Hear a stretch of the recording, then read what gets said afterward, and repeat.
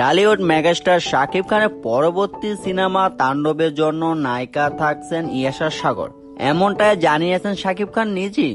ইয়াশা সাগর হলেন কানাডিয়ান অভিনেত্রী। তিনি বাংলাদেশ বিপিএল এর চিটাগাং টিমের হোস্ট হয়ে কাজ করেন এবং সেই বিপিএল এ ইয়াশাকে নিয়ে তুমুল আলোচনা হয় এবং ইয়াশা সাগরকেও একবার জিজ্ঞাসা করা হয় বাংলাদেশের কোন নায়কের সঙ্গে অভিনয় করার প্রস্তাব পেলে আপনি কার সাথে কাজ করবেন। ইয়াশা তখন জানান তিনি বাংলাদেশের মেগাস্টার শাকিব খানের সঙ্গে অভিনয় করতে চান।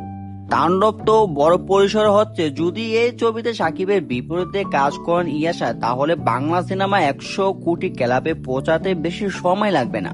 তাণ্ডব ছবিটি নির্মাণ করতেছেন তুফানের ডিরেক্টর শেখ রায়হান রাফি।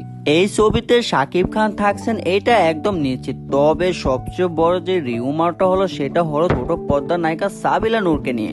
এখন দেখা যাক শেষ পর্যন্ত কোন নায়িকা থাকছেন তাণ্ডব সিনেমায়, এবং আপনাদের মতামত কমেন্ট বক্সে জানাবেন যে শাকিবের বিপরীতে আপনার কাকে চান, সাবিলা নূরকে না ইয়াশা।